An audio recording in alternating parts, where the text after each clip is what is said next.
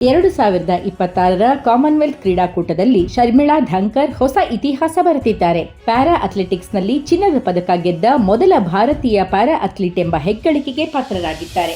ಗ್ಲಾಸ್ಗೋದಲ್ಲಿ ನಡೆದ ಮಹಿಳೆಯರ shot put F57 ಸ್ಪರ್ಧೆಯಲ್ಲಿ 9.81 ಮೀಟರ್ ಎಸೆತದೊಂದಿಗೆ ಅಗ್ರಸ್ಥಾನವನ್ನು ಪಡೆದುಕೊಂಡರು. ಅವರ ಈ ಗಮನಾರ್ಹ ಸಾಧನೆಯು ಕಾಮನ್ವೆಲ್ತ್ ಕ್ರೀಡಾಕೂಟದಲ್ಲಿ ಪ್ಯಾರಾ ಅಥ್ಲೆಟಿಕ್ಸ್ ಪದಕಕ್ಕಾಗಿ ಭಾರತದ 20 ವರ್ಷಗಳ ಕಾಯುವಿಕೆಯನ್ನು ಕೊನೆಗೊಳಿಸಿತು.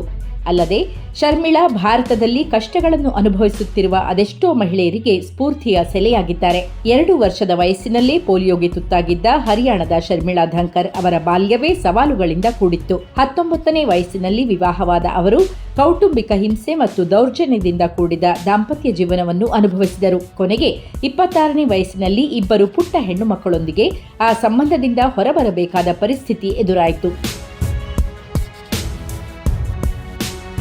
ಕೆಲವು ವರ್ಷಗಳ ಬಳಿಕ ಅಜಿತ್ ಸಿಂಗ್ ಅವರನ್ನು ವಿವಾಹವಾದರು. ಇಬ್ಬರೂ ಸೇರಿ ಹೊಸ ಬದುಕನ್ನು ಕಟ್ಟಲಾರಂಭಿಸಿದರು. ಶರ್ಮಿಳಾ ಅವರ ಕ್ರೀಡಾ ಕನಸನ್ನು ನನಸಾಗಿಸಲು ಅಜಿತ್ ತಮ್ಮ ಆಸ್ತಿಯನ್ನೇ ಮಾರಾಟ ಮಾಡಿ ಬೆಂಬಲ ನೀಡಿದರು. ಹಾಗಂತ ಅಜಿತ್ ಶ್ರೀಮಂತರಲ್ಲ, ಆತನು ಕೂಲಿ ಕೆಲಸ ಮಾಡುವವ.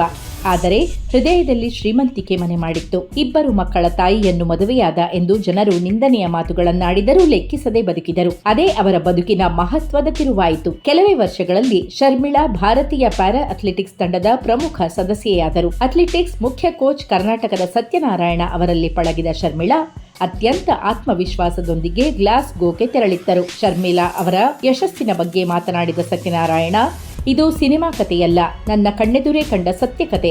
ಶರ್ಮಿಳಾ ಅವರ ಪರಿಶ್ರಮಕ್ಕೆ ನಾನು ಯಾವಾಗಲೂ ಬೆಂಬಲ ನೀಡಿದ್ದೇನೆ. ಅವರ ಯಶಸ್ಸಿನ ಹಾದಿ ಅಷ್ಟು ಸುಲಭವಾಗಿರಲಿಲ್ಲ. ಅವರು ಚಿನ್ನ ಗೆದ್ದಿರುವುದು ಶಾರ್ಟ್ ಪುಟ್ನಲ್ಲಿ, ಆದರೆ ಅವರು ಬದುಕಿನ ಹರ್ಡಲ್ಸ್ನಲ್ಲಿ ಚಿನ್ನ ಗೆದ್ದಿದ್ದಾರೆ. ಇದು ಬರೇ ಚಿನ್ನದ ಪದಕವಲ್ಲ, ಇದು ಬದುಕನ್ನೇ ಗೆದ್ದ ಪದಕ ಎಂದಿದ್ದಾರೆ. ಮತ್ತೊಂದೆಡೆ ಕರ್ನಾಟಕದ ಹೆಮ್ಮೆಯ ಪ್ಯಾರಾ ಅಥ್ಲೀಟ್ KS ಶಿಲ್ಪಾ ಅವರು ಕಾಮನ್ವೆಲ್ತ್ ಕ್ರೀಡಾಕೂಟದಲ್ಲಿ ಕಂಚಿನ ಪದಕ ಗೆದ್ದಿದ್ದು ಪ್ರಧಾನಿ ನರೇಂದ್ರ ಮೋದಿ, ಮುಖ್ಯಮಂತ್ರಿ DK ಶಿವಕುಮಾರ್, ಉಪಮುಖ್ಯಮಂತ್ರಿ ಡಾ. G. ಪರಮೇಶ್ವರ್ ಸೇರಿದಂತೆ ಹಲವು ಗಣ್ಯರು ಅಭಿನಂದಿಸಿದ್ದಾರೆ.